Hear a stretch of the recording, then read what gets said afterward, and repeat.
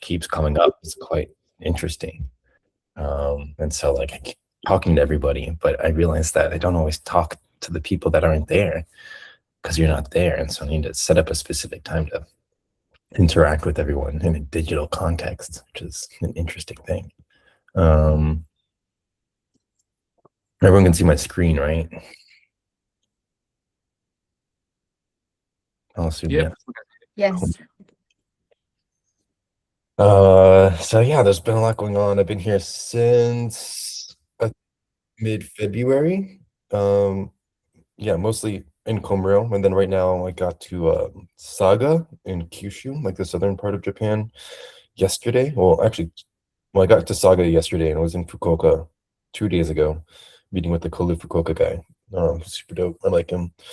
So there's about like 2.5 months of updates, I think, from the whole Komuro ZuCity spot, and then we're in Kyushu now at this ZuCity pop-up village, which is like it's kind of hard to say. Actually, they haven't like made like a thing. There's actually also no public information. It's just like a private curated event, but it's like a rural revitalization, Japanese cypherpunk self-sovereignty kind of community, and they kind of brought inspiration from Suzalu, and so this kind of like pop-up city format, and wanted to kind of like use it for their kind of community or ideology and like building what they wanted to see specifically in Japan, which is kind of like what I'm doing. So it's kind of cool to collaborate with them, and I've known them for probably 4 years now, well, at least like the main organizer guy, through like the DAO public good space. And so I learn a lot from them, and I'm like trying to build ZuCity so that they can host it there as well whenever they want to. Because again, they have the same problems that kind of everybody has, which is what I'll go into as well with this whole presentation, as always. But like organizing an event is just this whole operational, logistical, not quite a nightmare. Depends on how big you want it to be, but the whole like finding a venue space and making sure that you can cover the costs and like figuring out where everyone stays and blah, blah, blah, which I'm sure we're all familiar with, at least the people that have actually like organized events and especially pop-up cities. And so they're definitely kind of like one of the target like audience and like use cases, case studies of what's possible with ZuCity Japan. So right now we're at a different guy's kind of network of properties. It's not don't know exactly how to describe it. I've only been to 2 of the places so far, but he has basically 6 properties in the same town. And he lives here with his family, and he's super cool. And he goes hunting, and he's also an Ethereum developer, and like blah blah blah blah blah. Has a bunch of farms. So yeah, that's where I'm at right now, doing the networking stuff. Part of the Q1 updates is just like, yeah, the network is expanding, and we're just constantly growing. And I kind of see that as also one of my jobs now, is kind of like I was saying before, like taking all this like physical information that I find by like physically being in Japan and talking to all these people and going all these places and kind of illuminating it to the outside world. So yeah, that's kind of where we're at. So about ZuCity, you guys probably all know this already, but it's been going well. But also the framing and like the verbiage is also constantly updating. But basically, we're trying to make our own neighborhood.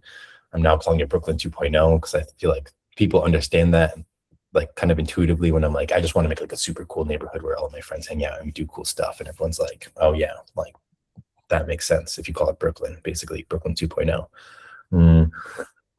And I'm basically just taking almost like a decade of experience from doing like community stuff, like local communities, international communities, co-living, DAOs, protocols, being in like subcultures and like weird spaces where you just have to kind of discover them and like be part of it. And then also like looking at the whole pop-up city. And then also I had this other startup doing like on-chain financing for businesses. And I just saw that events have this like very big economic and financial problem of like just kind of the structure and the format and like how they go about things. And so I see like having our own community owned events infrastructure as a really great way for us to be able to do more things, because we don't have to worry about the logistics. We don't have to worry about the financing. We don't have to worry about all these things. And then it should theoretically be like this sustainable like a business model while also providing public goods. In my opinion, public goods should always be private owned, or at least have like some private enterprise aspect to them, which is kind of what I'm modeling this off of JR East, which is the major train company in Japan. And they are a real estate company, and they buy real estate and then they build public goods. So then people like go to the private real estate and increase its value by there being all these publicly accessible resources, namely the train for them. But for us, it's like community spaces. And yeah, we're about 80 minutes from Tokyo. If I pick you up and drive you from the nearest Shinkansen station, we're about 15 minutes to the nearest Shinkansen station. Kuruizawa is like this very famous town in Japan where all the rich people go. And so we're right next to there. And we're also only 5 minutes from the Komuro train station. So super local, but like good location in the kind of broader Japan context, and then also in our specific locality. And while we're doing this, kind of everything I said, we should own the land, own the infrastructure, and compound community wealth instead of paying all these other people that we don't know and who don't really care about us. We should actually just have our own spaces and be paying ourselves so that we can constantly be improving. And one of the many things I saw was like everyone wants the network and no one wants a node. And so everyone's like, oh, like we're a network state and we're gonna have all these places. And then no one actually makes a single place, even though they need people to make places. And I kind of thought of this kind of complement to the network state, which is like nationalist networks, where you basically like need people that are like in a locality that actually really care about that specific place to be building there. And then once you have those nodes that like really care about where they specifically are, then you can start to build a network out of them. And I kind of see the problem with network states. One of the many problems is that they don't actually care about where they are. They're just kind of like trying to use the resources and like get what they can out of there, but they don't really actually fundamentally care about the place. But they need people to care about the place to build there. And if nobody cares about the place, then they just want to be part of the network and they just go everywhere and whenever they want to, and no one's there to actually do the thing that needs to be done. And then kind of also complement to that is like the Eastern versus Western. And so I kind of see ZuCity as taking more of like a marathon approach versus sprints, instead of just trying to do like all these super big pop-up cities where everybody comes and it's like this whole high energy, high activation space, kind of taking more from like a lifestyle approach where we're just kind of always here and we're always doing stuff. And it is just our process to constantly be building and hosting people and doing stuff. And so instead of having maybe 200 people within 1 month, which maybe is also the goal eventually once we build out the infrastructure, it's more about like constantly having a flow of people coming and doing stuff. So basically almost every week a new person has come to Komuro. Oh yeah, there's people I need to admit. I don't know why it's still not working. Okay. So yeah, our lifestyle, I just want to be Japanese because I think they're the best people ever, and it's a super dope spot. And so I see this as a way to like change myself, and I think other people could also be benefited from trying to be Japanese and like really see what the difference is between who they are and who they can be. And it is a very interesting place because you really have to be Japanese to like be here. They're xenophobic, they're not racist. You just have to be Japanese and then they're like, okay, you're cool. But we're not Japanese. And so there is that whole process of like seeing who you are and who they are and like how you can change and be different and kind of taking what you want to take and then being still like your own individual that has your own history and culture and ethnicity and whatever. And so that brings us to like the Culture Innovation Hub, where basically Japan's great at just like taking all the best things from everywhere and making it better. And so I'm kind of targeting this like list of things like pop-up cities and crypto and startups and kind of hustle culture, which doesn't actually kind of exist in Japan. They like work super hard, but I wouldn't say they're hustlers. It's kind of interesting. And like network states and like raves and parties and privacy and like how do we take all these like not necessarily even futuristic concepts, but like more advanced or things that aren't already part of like the Japanese operating system, and then somehow integrate them and make them better than they are in other places, by both improving that concept or structure itself, and then also by combining it with Japanese things and the synthesization of them. But yeah, why Japan? I mean, I'll skip this. I think we're all pretty bullish on Japan. But the one thing I constantly tell people is like Japan is one of the only places in Asia where a foreigner can actually own land directly. Everywhere else, like Korea, Japan, not Japan, China, Thailand. I'm pretty sure also Singapore. Like as a foreigner, you can't directly own property, but in Japan you can. And so I think that's kind of the key point, and also of the many reasons. One reason why I think Japan is the best for us is because we can actually have equity and have a stake and like belong here. And and we can't really do that other places. Fundamentally, there would always be some kind of middleman or someone that is like going to control us because they are the ones that can actually own the property. But here we can own it and it can be ours, and therefore we can do a lot more things and also not have to like pay some middleman or go through all these extra lawyer fees and blah blah blah. So yeah, goals. We want to make Japan the number one economy in the world because it's already the best at everything else. And so if we just fix the economy, then Japan kind of just takes over the world, which is awesome. And in order to do that, we need more dope people doing more dope things in Japan. And I think the best way to do that is by kind of like restoring the real Japan, in my opinion. I don't think like Tokyo and Kyoto and the places that people really go are Japan. They're just kind of like now tourist traps to an extent, or they're just like this black hole where like things just exist, but like no one really lives the way that they're supposed to, or like traditionally. And so I see rural Japan as like the real Japan where you can actually experience what it's supposed to be. And so if we can make that real component of Japan even better, instead of building in Tokyo or these like major hubs, then also Japan itself can become better through us, not just us becoming better through Japan. Cool. So now the real part, Q1 updates. So we built this app, which is pretty sick. I'll go into it a little bit later, but that's now kind of live, half live.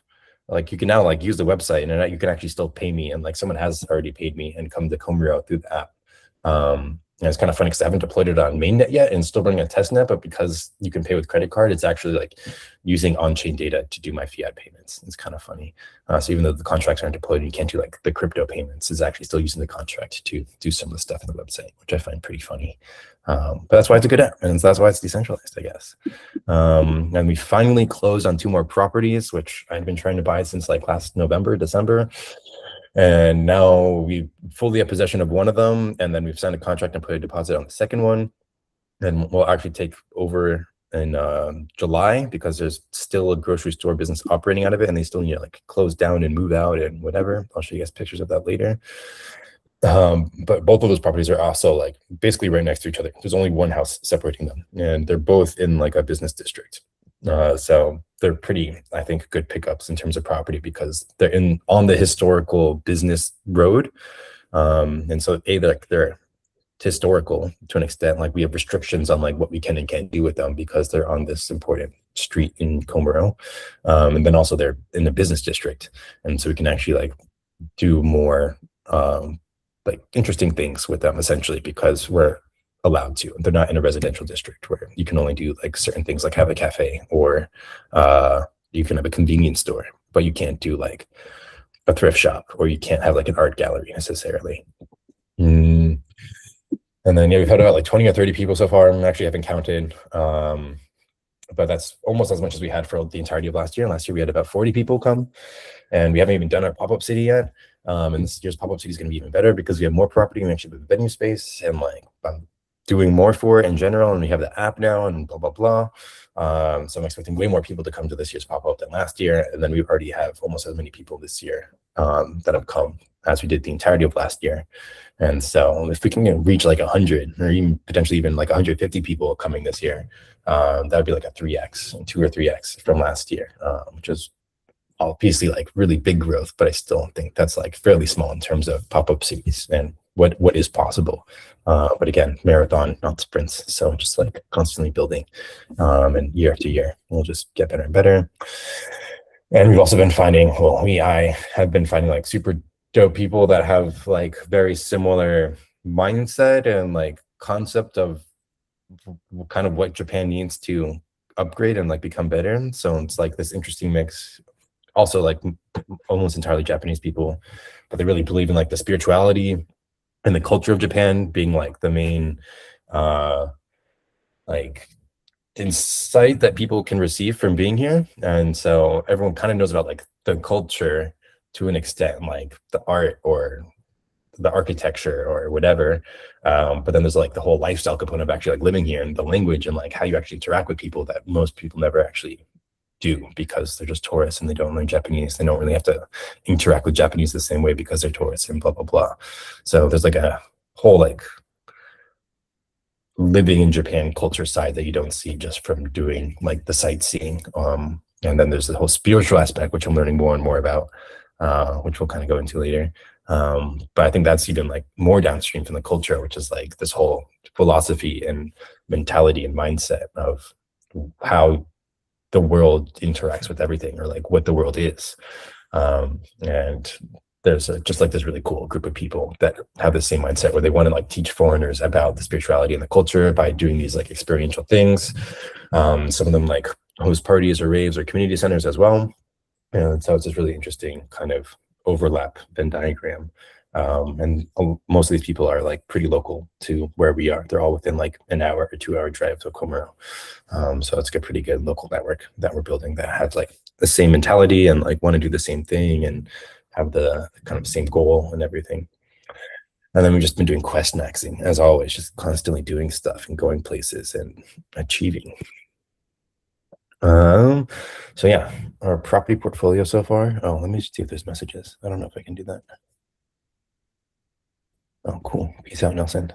So yeah, property portfolio. We have 4 properties now. I didn't have time to like add images and everything to the slide presentation thing, but they're all within a 10-minute walk of each other. Oh, I can actually just show you guys on the map. Well, that's too much work. But they're literally all within a 10-minute walk of each other. They're all within a 3-minute walk of that main road, and so they're basically all based off of the main road that goes through Komoro. It's called Hokoku Kaido, and it kind of turns at some point. It goes through this area called Homachi, which like literally means like the real town, or like the like the real town is maybe the best translation, where it's like the old classical village, and they still have all of these really traditional buildings, and they have traditional stores, and they have museums over there, and blah blah blah. And we're basically on that main street, and that street also has like 2 or 3 banks on it, and a bunch of restaurants and cafes and whatever. So yeah, we're super central, but we're just far enough away from like the main area, so we're a 15-minute walk from the train station, the main train station, but we're towards the other second train station. So we're kind of in this very unique and ideal position where we're central to the town, but we're like a little bit further away from like the main area, but we're still actually like equidistant to both of the train stations. And so it's kind of this weird pocket where there are like hundreds of abandoned houses, and they're super cheap, which I'll go into the cost breakdown later. But we still have all the convenience of like living in a city. It takes like a 10-minute walk to get to the grocery store. There's a 7-Eleven like 5 minutes away, blah, blah, blah. And then Komoro itself is super unique because it's in between all of these Shinkansen stations. It's actually like one of the only places in Japan I've seen where it's literally surrounded by Shinkansen stations versus a Shinkansen just passing straight through and you maybe being equidistant to 2 of them at best. Komoro is actually equidistant to 3 of them. And so from one property, like the main one that's on the main road on the corner, we can get to Sakudaira in about 10 or 15 minutes, depends on traffic. And then there's Kuruizawa and Ueda, which are kind of like the 2 main cities in our area, which take about like 20 or 30 minutes to drive to. So we're super like centrally located also within the general area. Then the Shinkansen only takes about an hour from Tokyo Station directly. And then if we pick you up at the station, then it's like an extra, whatever, 10 or 20 minutes driving to our place, and then boom. So like it's less than an hour and a half if we pick you up at the station from being in Tokyo Station to actually being in a community center door to door, which is pretty sick in my opinion. And so yeah, now we have 3 houses and 1 venue space. Pretty excited about the venue space thing. That's kind of what we needed. That was why we couldn't really do the pop-up city, like whatever traditional standard pop-up city last year, is because I asked all the venue spaces in Komoro, and they said like they basically couldn't even do 1 week straight for us, and like let alone 1 month. And so that was kind of like my main goal for last year and this year, was getting a venue space where we could actually like just do our own thing whenever we wanted to.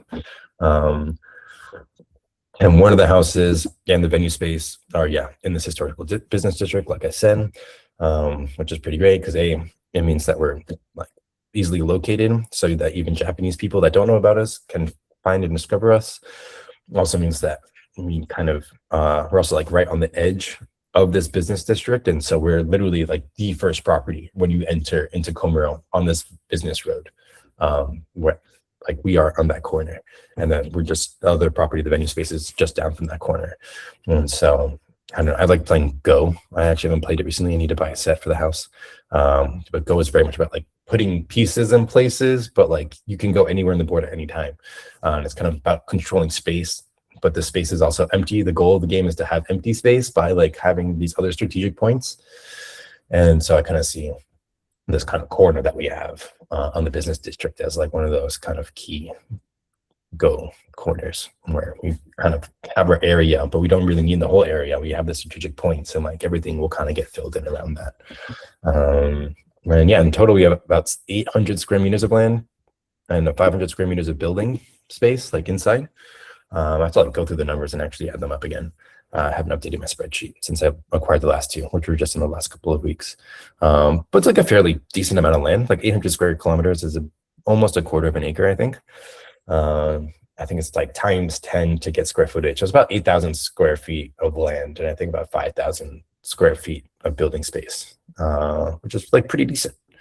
And they're all, yeah, again, very close to each other. And so there's a good network going where we can actually see some of the properties from the other properties.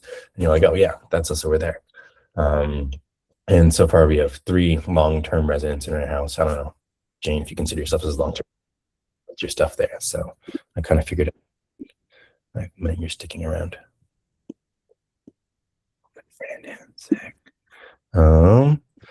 And what else? Upgrades to our first house, the flagship house. I call it the Grand Line from One Piece, where it's like where all the pirates meet together. It's like the best place for pirates. But I know it's not actually. But I haven't actually watched the anime, which is kind of funny because I call myself Pirate King. But I know the Grand Line actually isn't the best place for pirates. But that's just how far I've gotten in the show. We built like an off-grid water system, which has 500 liters of capacity, which is basically always full. And it only takes about like 2 days of rain to fill up, which I was quite surprised by. I thought it would like take much longer and we'd have to like ration more with this just like 500 liter thing. But it's basically been full the entire time since we got it about 2 months ago, a month and a half ago or something. And we've been using it just for like, yeah, washing and gardening and like random stuff. It's not hooked into the pipes in my house because kind of why I built the off-grid water system is because all the pipes in my house are broken, and I kind of like that they're broken and not having water, but I feel like I should really fix that. And so basically like we have all this water, but actually there's no filtering system set up because in order to put it into the house, we'd have to fix all the pipes in the house, which just means we kind of don't need the off-grid water system. So right now it's mostly just like a water reserve. I would say it's my strategic reserve of water in case there's a volcanic eruption or an earthquake or something like that. It's also just like more convenient to have on hand since there's still no running water. And then we've been building this local compute network, which is currently comprised of 2 desktops and like 1 laptop, but actually it's kind of funny. The laptop is by far the best and strongest. So we bought 2 iMacs.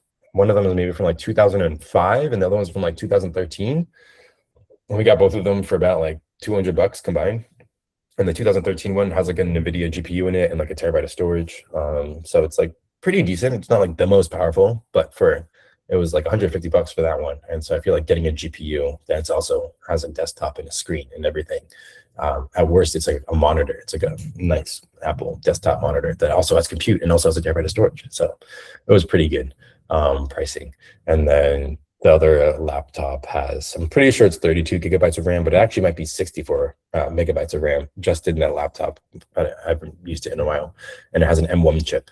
So basically we have like 2 AI compatible chips that are kind of like dedicated to just being in the space and for people to use compute with. And we have a ton of storage. So if you want to do image generation or video generation or whatever, we have a pretty good capacity.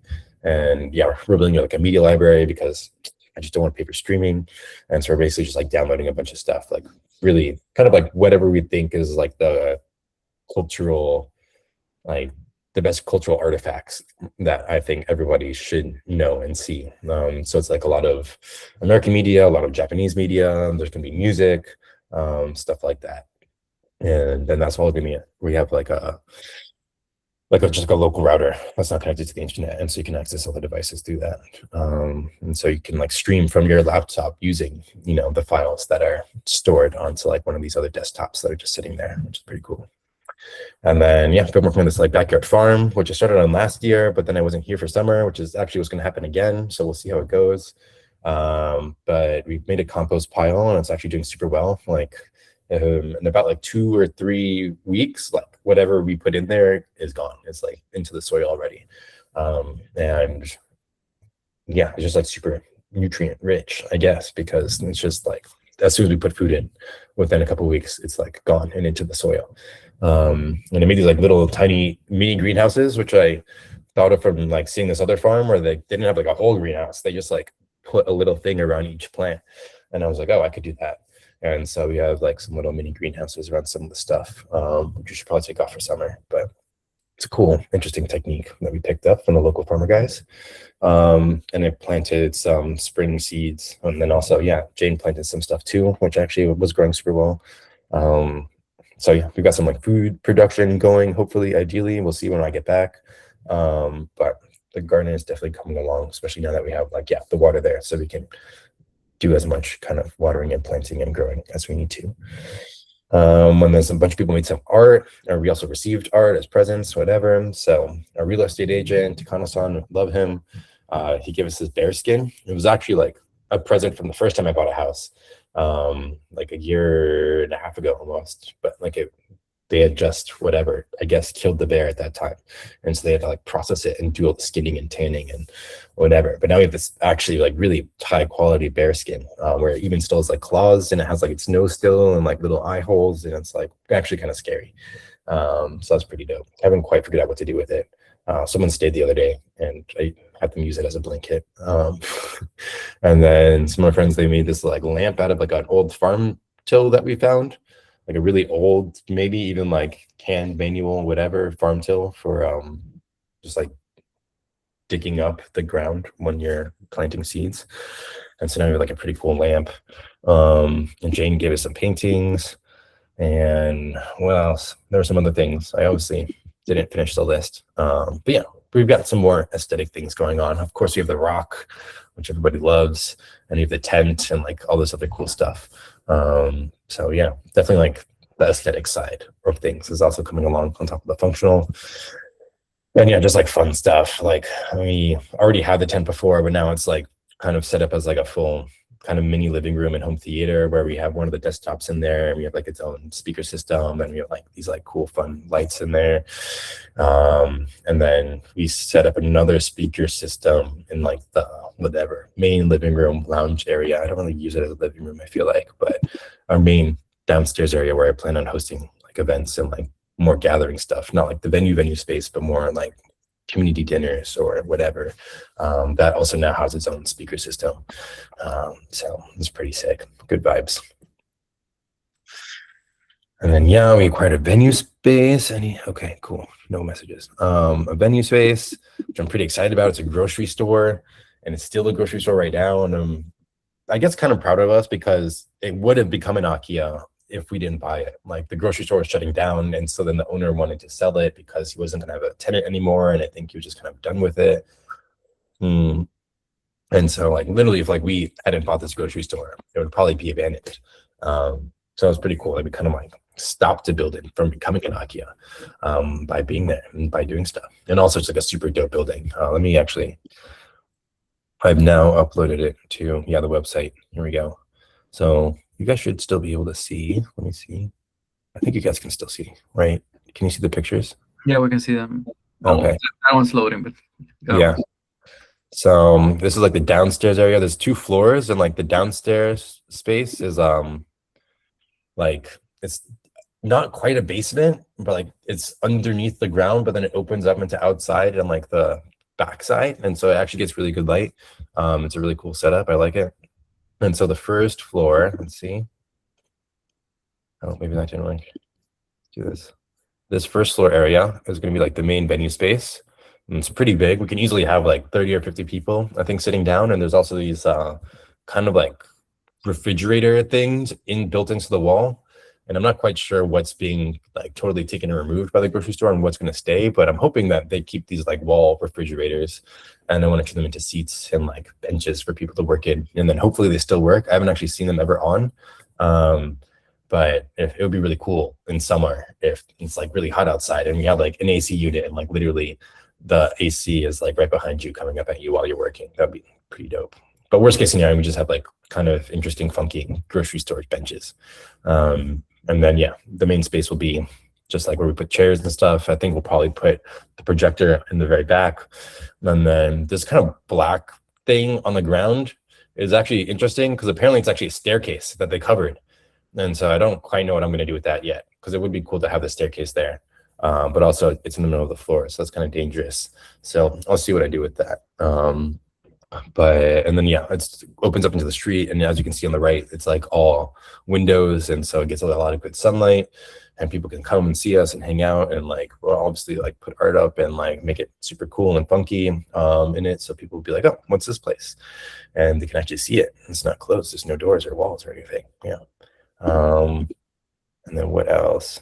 This one is sideways. I don't know why I did that. And then yeah, this is like the downstairs area, which I'm gonna turn into like kind of like a lounge. I guess like, yeah, lounge is the right way to say it, like lounge living space.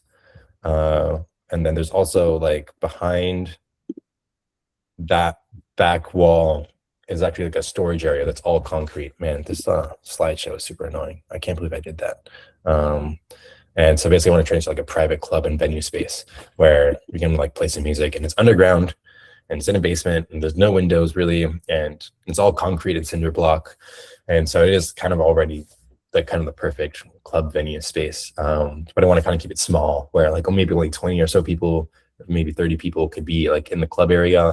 And then the rest of the downstairs is just like a lounge and maybe like a living space if people want to just like stay there during like low peak times.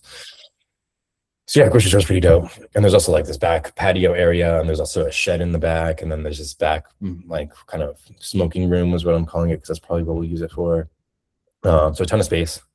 Just have to clean everything and then fix the downstairs floor and make it like nice and whatever. So that's kind of what we're working on next. And oh, I didn't totally delete all this. Yeah. Anyway, it's on the website. This is the URL that I went to, zucity.org/n/item/3. Or if you want to speak Japanese, it's like /JA/item/3, whatever. Forgot to fill out the rest of this. Sorry. But yeah, venue space, like event co-working space on the top, like lounge living space on the bottom. And there's also going to be like a private club on the bottom, so we can just like do private parties and just hang out and vibe. And yeah, and we're going to start working on that in July when I get back. So we're actually going to take possession in July, start cleaning it, fixing it, and then hopefully it's ready by September. I'm going to be calling some carpenter friends and architecture friends, or I already have, and I just need to like, I now have pictures and measurements and stuff to send everybody. So I'm going to get that in order. Yeah, it's going to be pretty up. What else? Oh, well. Yeah, and so yeah, total cost, it's actually kind of crazy. We haven't spent that much. I think in total for everything, all 4 properties and all the fees and the taxes and the furniture and everything that we spent so far only comes out to about 10 million yen, which is about, yeah, like $65,000 or something. And a fair amount of that, well, it's kind of funny. Everyone always like sends me messages and they're like, oh, the yen's crashing, like you're fucked. And I'm like, oh, actually not really, because my cost basis for buying the yen is basically the price that it is now. I bought all my yen at about 155 to like 160 per dollar. So I didn't buy it when it was like 120 or whatever. So our cost basis is actually pretty good, unless the yen crashes like another 20 or 30%. But then we'll just like buy more. And then most of our expenses obviously have been land. It's about half of everything we spent was like buying the land directly, because again in Japan you can actually like own the land as a foreigner, so we own all the land that we're on. Our next basic expense is actually the agent and like the legal scrivener lawyer guy. So that was about, I think, yeah, $20,000-ish in total over the 4 property deals that we've done so far. And then the buildings are actually like super cheap, like the actual houses and structures, because they usually don't retain value in the Japanese real estate market. And also they're pretty old, so it's kind of makes sense. But I think really only the house, my house actually that I live in, is probably a majority of this. It was about $8,000, I think. And then the rest of the buildings, yeah, all the 3 buildings that we bought basically come out to like $5,000, I guess. One house I bought was literally like less than $200. It was only like $180, I think, for the house itself. And then it was like $2,000 or something for the actual land. And then, yeah, a decent amount of money on furniture and art, but honestly, it's really not that much, I think, considering all the things that we've had, what we do have already. So we got a lot of stuff donated from people. Yeah, like Antonio, you went with me on that trip, and we basically just got like a whole house worth of stuff from this other guy who was moving out. And there's this other guy who bought a house in Comero. He's like my friend's boyfriend, and he bought a house, and he has like this fridge, and he's like, "Yo, dude, do you want this fridge?" And so hopefully we're going to be getting another like free fridge when I come back and stuff like that. So we're definitely receiving a lot of things from people. So I actually haven't like spent that much money on furniture. And we've spent so far zero money on renovations, but that's also just because I haven't bothered. I've been more focused on building the property portfolio, and then now like phase one, I guess, which is actually like making them nice and livable and usable, and worthy of receiving people, I guess. And we only spent like $300 in property taxes for last year, but that's only for my first house that I bought. And so for this year, it will probably be, I think like $500 because I only have one extra house and I pay only like a portion of the other two houses. And probably next year, like our first full year of all the property taxes, I think it will come out to like $1,000 for the year for property tax. Yeah. And I think most of that is actually from the grocery store because it's not a residential building, it's a commercial building. It gets taxed at like double the rate or something. So yeah, houses get taxed at 1.3% per year. But real estate, I think, is like 3% or something. Yeah. But overall, super cheap. And we've done a lot with it, I think. And we could do a whole lot more. And so I haven't even really I actually haven't tried to like get money really from people. Like I haven't sold sponsorships or like taken investment money and like blah, blah, blah. And so with what we have, I think it's quite amazing that we've gotten it for like very little money. Mostly just through effort and like asking and networking and doing stuff, basically. So yeah. And then we built the super dope app. And it kind of started off as just like a way for me to rent rooms and sell tickets and like let people use the cars that we're buying and stuff like that. And then people started asking if they could get listed on it, like my friends that also have property stuff. And I was like, sure. And then I was like, I can just add all of the communities that I know of in Japan. And so now there's, like over 150 rooms and venue spaces and events listed nationally. And it's kind of broken down by both like region and by communities. And I really specifically try to like not have it be Tokyo. But then once I started adding people's calendars and events, like all the events are in Tokyo, basically. But besides that, all the rooms and communities and places where you can actually go and stay are listed in rural areas. And it's honestly pretty dope, like how many there are. Like a lot of them I didn't know about, but they're also just like general, like co-living places. Actually, I probably personally wouldn't really want to stay at them, but they are an option. I just already have my own people, so I wouldn't stay with random online people. And then, yeah, what have we been up to so far this quarter? We did like another kind of 2-day meditation retreat at our other friends and temple. We went to like unlimited strawberry buffet thing, tabehode. That's the only way I know how to describe it. That's why I put it in Japanese. But yeah, like all you can eat strawberries in Komuro in February, and it was like straight off the vine, like at the farm, and it was pretty peak. Did a bunch of onsen hopping. I went to this new town called Kusatsu like twice now, which apparently is like a super famous onsen place, and they have like really, really hot like phosphorus, sulfury water. So that was pretty fun. I went to like a bunch of other nearby ones. We did base in a day with my friend who came to visit. Apparently he's like a base jumper, and like base is an acronym, and like it stands for buildings and antennas and spans and earth. And so basically like if you do all 4 of those in a day, it's called base in a day. And so we just like drove all over like Nagano and Gunma, and do we go to Yamanashi? Maybe it was like Nagano, Yamanashi, and then that last 2 were in Tokyo. And that was pretty fun. We like left at 8 a.m. and then we finished at like 11 p.m. And I think we drove like about like 500 kilometers in a day, just like going to all these like random places for him to jump off of them. It's pretty funny.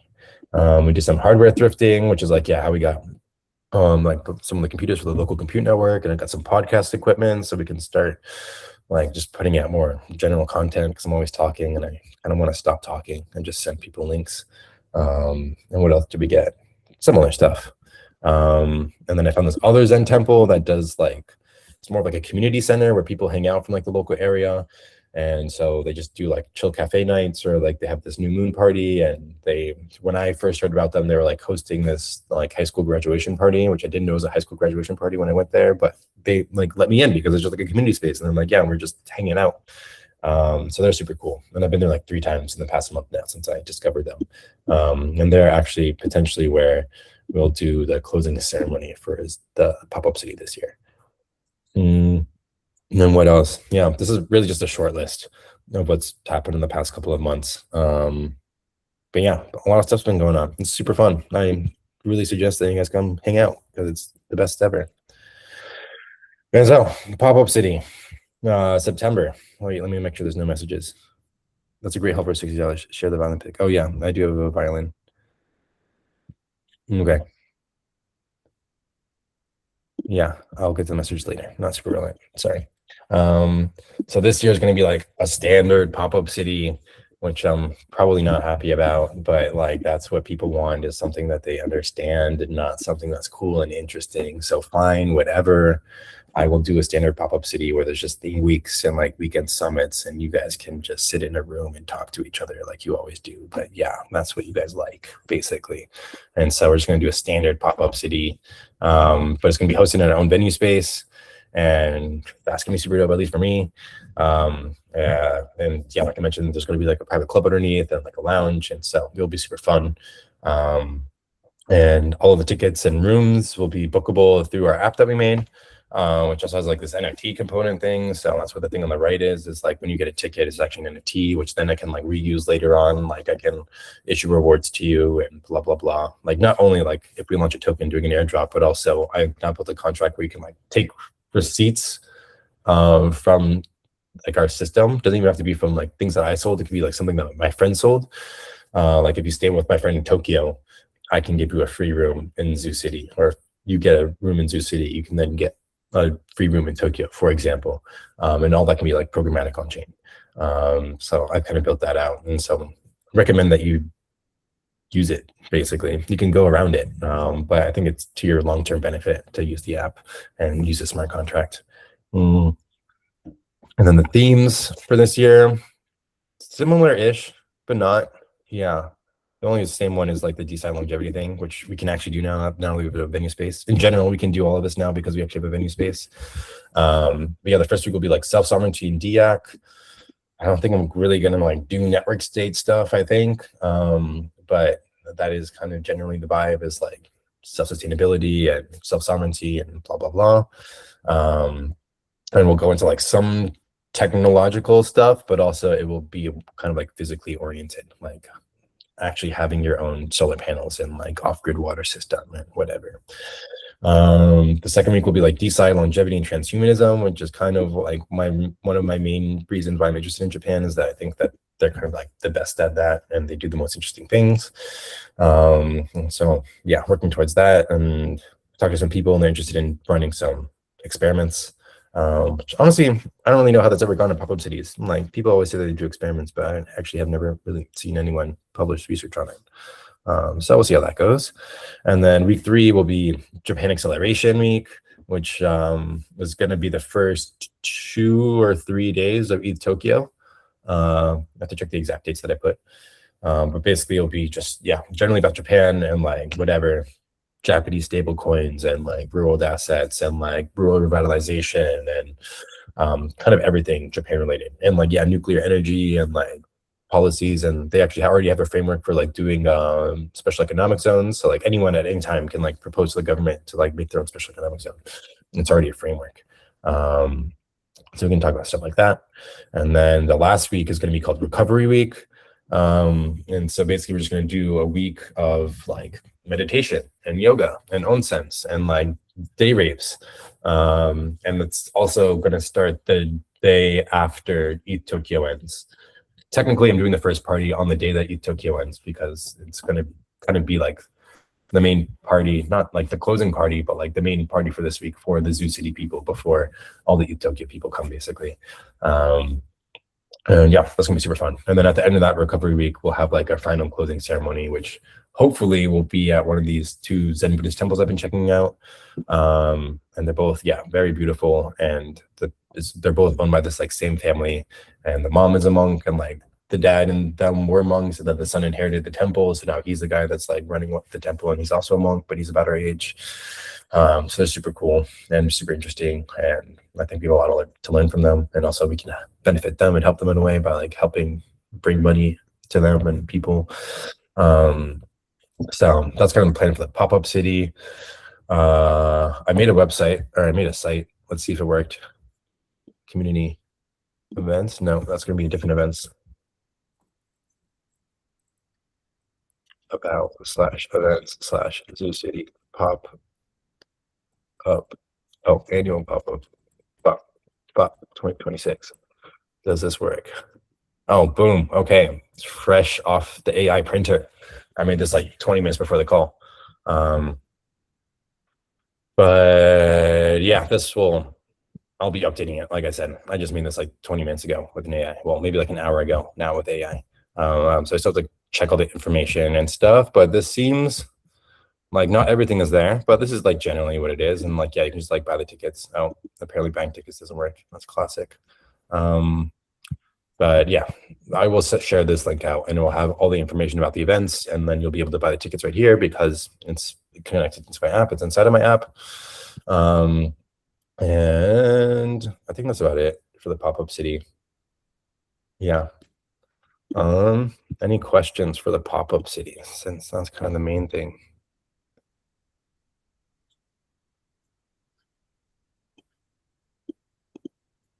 Yeah, copy killer. Classic. Da, da, da.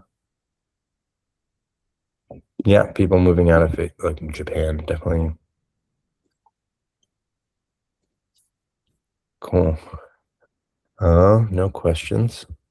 I assume you guys are still here. Can't see you. Here. Cool. Thank you. And then yeah, July and August is going to be like the build months. So we basically take over the venue space in July. I'm hoping like July 2nd, maybe.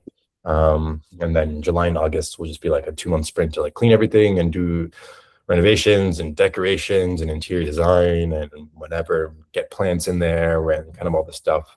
The main focus will obviously be on like upstairs venue space initially, but that doesn't seem to need any renovations. Like we can, like definitely a lot of the walls are fake and we can like tear them down and do stuff. But I think for now it's kind of set up reasonably okay, and I mostly just want to do like cleaning and decorating. And then the downstairs spot definitely needs like renovations and like actual construction. Like a lot of the floors are basically completely gone. So we need to like take out the tatami mats and like take out all the floors and like clean all of that. And then have some carpenters and architects come in and like actually build a floor. And yeah, so that's gonna be super fun actually. And definitely will take longer than 2 months to do everything, but in 2 months, I know we can definitely get it to like MVP stage where definitely the upstairs is like super nice and vibey, and the downstairs will at least have a floor and like be clean.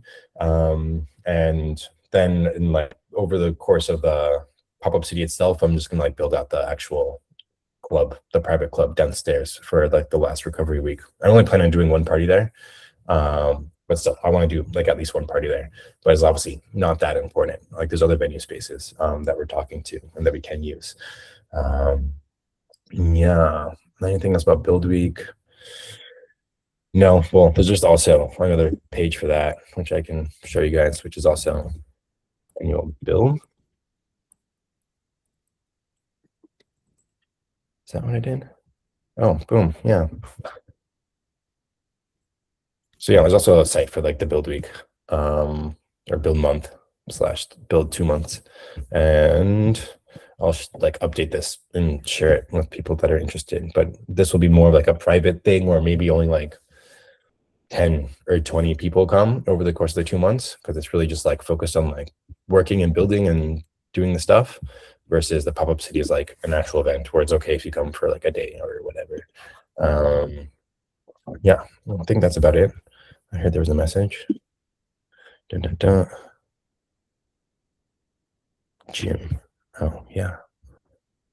I actually, I mean, I know there are gyms. I just haven't been to gyms yet. which I can definitely notice that I'm not working out. Yeah, all the gyms aren't actually like in the Comoros City area, which is kind of annoying. You have to take a train or like drive 15 minutes. So yeah, making our own gym is definitely on the list. And maybe we'll do that underneath the venue space. I don't know. We definitely have enough space for it. So that wouldn't be a bad idea, but not currently a priority for the September pop-up city. Unless you really want there to be a gym, Masa. But I'm personally okay not having a gym for now, as much as I want one. Yeah. And then yeah, asks. There's just two. Don't even have to come to the pop-up city if you don't want to, but looking for people that like really want to help make the venue space, because I want it to be like super dope, and I think it is for like and it really is like our flagship property. Like there was our house, which is like the flagship house where like everyone kind of lives in. And it's like also my house, and so it's kind of like the nicest and the coolest. But the venue space is where we'll definitely be like interacting with the local community and like be inviting the government officials and stuff like that. And so having it be super interesting, which means not just like having my inputs, it's just like having everybody's. And so there's going to be all these different corners and rooms, and like everything can be super dope. And so yeah, people that want to come and help with that for July and August, that'd be super appreciated and also super fun. And then if anyone's interested in helping lead one of the tracks or like whatever, just help connect us to people that would speak, etc., sponsors for the different tracks of the pop-up city, that would be super appreciated as well. I'll go back to the pop-up city for the theme weeks. And so yeah, week one, yeah, I didn't put the exact dates here, but the exact dates are on the website, which maybe I should just send you guys a link now. I'll do it in Telegram as well.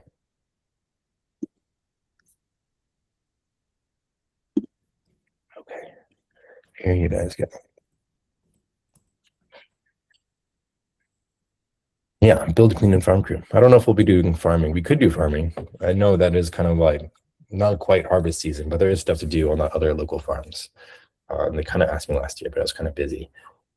Then we could do our own farming, but it might be too late in this season for us to plant in July. Maybe not. I don't know. You can ask. But yeah, the theme weeks are like self-sovereignty and DIAC for the first week, and then decide longevity and transhumanism for the second week. Japan accelerationism, JPAC. Don't know exactly how to pronounce that, but that'll be during ETH Tokyo. For anyone that's coming to ETH Tokyo, will be the first 2 days. So like ETH Tokyo is like a week long this year, and the actual like ETH Tokyo conference is at the end of it. I think it's like September 27th to 29th or something, September 26th to 28th. And so our JPAC will be the weekend before that. I think it's like the 18th to the 20th. Or something like that. I have the dates down somewhere. They should be on that website page if the AI read my notes properly. But basically, yeah, if you're already thinking about coming to Japan or whatever, and then you can go to ETH Tokyo and you can come to JPAC before, you can come to Recovery Week after. And then, yeah, Recovery Week is just going to be like super chill and like no talks or anything. It will just be us like recovering from like, well, for me, it's gonna be like 2.5 month long sprint. And this last recovery week is gonna be like me just being like, okay, I'm not really taking responsibility for people's experiences anymore, besides the fact that I planned it and structured it and everything. But I'm just kind of need to go to the onsen for a little bit. And then for all the ETH Tokyo people, they would have been doing stuff for a couple of days. And so this is like, they get to go to the countryside and see the mountains and whatever. Fuck Tokyo. But yeah, that's kind of why I called it post Tokyo, because it's like, we're past Tokyo, right? Like we're post Tokyo. Like, why are you still in Tokyo? Like that's so 1980s, bro. But yeah, I think that's everything. And that is exactly 1 hour. Cool. Perfect timing. Let's stop sharing. Any questions or anything? No? Cool. Sounds good. Wait, is there a new Discord server or something? What do you mean? There is a Discord server now, which I didn't really have before. Oh yeah, I just wanted to keep up. We use Telegram for the most part. Oh, Which can should you be drop a link? Yeah, let me see. Is it not on? Yeah, no, it's on the website.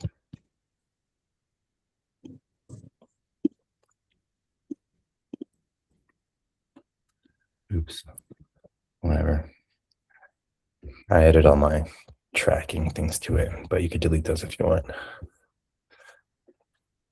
Okay, thanks.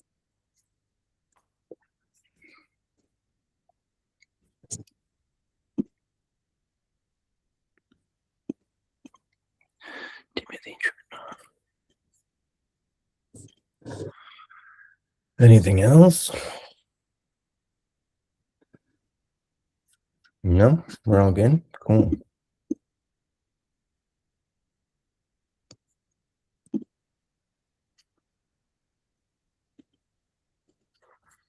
Yeah, slowly but surely. Coming along. Anything else? No, I'm pretty sure that's it. Yeah. I don't know if anyone was on the ZuZulu town hall last month, but they asked me to present, and I was like, sorry, I'm busy, I can't do it. And I asked them to present. So if anyone was there and can let me know how that went, that'd be cool. No, no one went? Okay, cool. Yeah.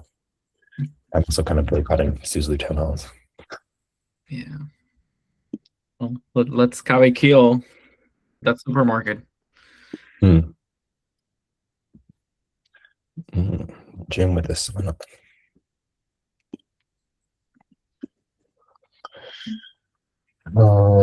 What else? I feel like that's about it. Yeah. Yeah, I'll basically be putting out more public things within the next couple of weeks, and I'm going to Four Seas next week, and so that's when I really hunker back down. And I'm kind of in like a 1 or 2 month like digital marketing sprint, and I have like a year, 2 years worth of content that I need to post to Instagram that I haven't been doing, and stuff like that, and blog posts and blah blah blah blah blah. So there'll be a lot more being put out over the next couple of weeks, months. I think you can use like the Instagram clickbait. Japan is giving away free houses in Komoro. Yeah, I could do that. That'd be pretty funny. I love that.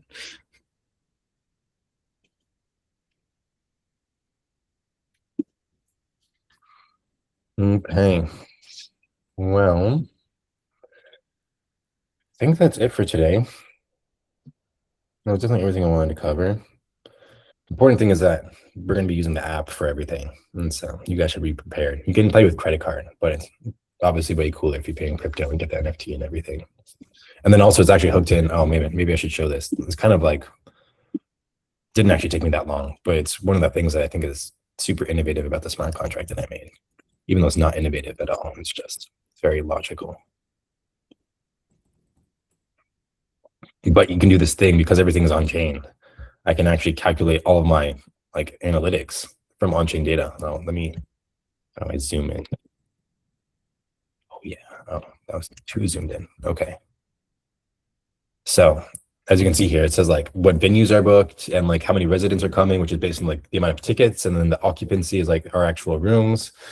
And then you can like actually see, I mean, right now it's still on testnet, obviously. And so there's not that much data, but on different days, there will be like different amounts of people, and like this green dot will like change colors based on our occupancy rate. And so if it's like red, that means that we're kind of already fully booked. We can theoretically still come because there's other venue spaces in the town. This is just like for my stuff. But basically like this whole kind of dashboard right here, or like these little pop-ups are all derived from on-chain data. And so basically you can have like an overview of everything that's going on in ZuCity, like how many people are coming and like blah, blah, blah, a bunch of data analytics, like very simply and easily from just on-chain data. Just takes one RPC call, actually. So it's pretty sick, honestly. Yeah. I don't know why I mentioned that, but I'm super stoked about my intergalactic on-chain bitmap calendar that doesn't use time. And so anytime I can show my intergalactic on-chain bitmap calendar that doesn't use time, I try to, basically. And this is one of the very cool benefits of using an intergalactic bitmap calendar, on-chain bitmap calendar that doesn't use time, is that you can very easily see all this data and analytics, and it costs very low computational bandwidth to do it. Yeah. So yeah, we have a really good smart contract, basically. You should use it.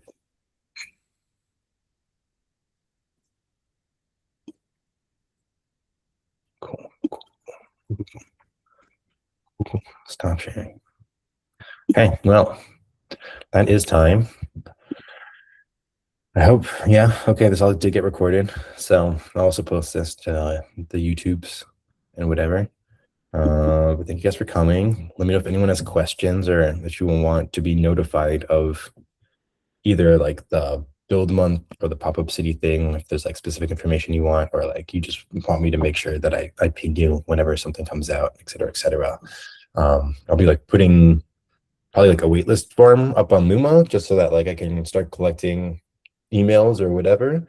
And then from there, I'll kind of probably put a blast out in like a month or so when all the contracts and things are done, and then people can like actually book on the app on the website.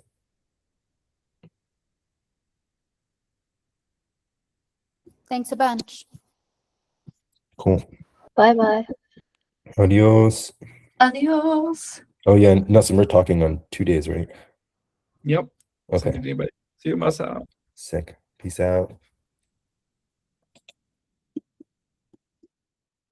End the call. I can't end the call. I was being recorded. No. Okay. Stop. Stop.